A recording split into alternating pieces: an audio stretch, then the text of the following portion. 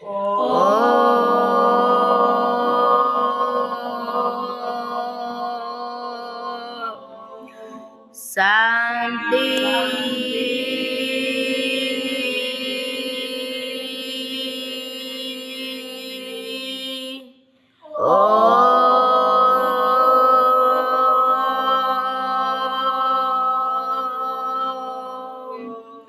शांति।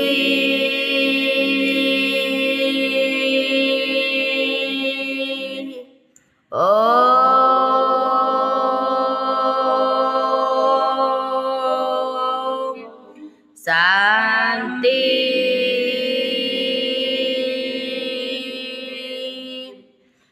ओम शांति। ओम शांति। ओम शांति। 15-11-25 प्रातः मुरली ओम शांति। ओम शांति। बापदादा मधुबन मिठे बाबा ନିଜର ଚରିତ୍ରକୁ ସୁଧାରିବା ପାଇଁ ଯୋଗର ଯାତ୍ରାରେ ରହିବାକୁ ହେବ। ବାବାଙ୍କର ସ୍ମୃତି ହିଁ ତୁମକୁ ସଦାକାଳ ପାଇଁ ସୌଭାଗ୍ୟଶାଳୀ କରିଦେବ। ପ୍ରଶ୍ନ, ଅବସ୍ଥାର ପରୀକ୍ଷା କେଉଁ ସମୟରେ ହୋଇଥାଏ? କାହାର ଅବସ୍ଥା ଭଲ ବୋଲି କୁହାଯିବ? ଉତ୍ତର, ବେମାରୀ ସମୟରେ ହିଁ ଅବସ୍ଥାର ପରୀକ୍ଷା ହୋଇଥାଏ। ବେମାରୀ ସମୟରେ ମଧ୍ୟ ଖୁସି କାୟମ ରହୁ ଏବଂ ନିଜର ପ୍ରଫୁଲ୍ଲିତ ଚେହେରା ଦ୍ୱାରା ହିଁ ସମସ୍ତଙ୍କୁ ବାବାଙ୍କର ସ୍ମରଣ କରାଉଥାଉ। ମାନେ ଯେତେବେଳେ ବେମାର ହେଉଥିବ ବି ତମର ଖୁସି ବି ଆସୁଥିବ, ଦୁଃଖ ଆସିବନି କି କାନ୍ଦିବନି। ଏହାକୁ ହିଁ ଭଲ ଅବସ୍ଥା କୁହାଯାଏ। ଯଦି ନିଜେ କାନ୍ଦିବ ତେବେ ଉଦାସ ହେବ, ତେବେ ଅନ୍ୟମାନଙ୍କୁ କିପରି ଖୁସି କରିପାରିବ? ତମେ ଯଦି କାନ୍ଦିବ ଅନ୍ୟମାନେ କେମିତି ତମେ ଖୁସି କରିପାରିବ? ଘରେ କ'ଣ ପରିବାର ଖୁସି ହେବେନି? ତେଣୁ କିଛି ବି ହୋଇଯାଉ କାନ୍ଦିବାର ନାହିଁ। ओम शांति। ओम शांति। दुईटी शब्दर गायन कराଯାଏ, दुर्भाग्यशाली एवं सौभाग्यशाली।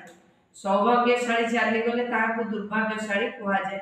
स्त्रीर स्वामी मरीगले ताकू ମଧ୍ୟ दुर्भाग्य कुहाଯାଇଥାଏ। एकुटिया होई जाइथांती।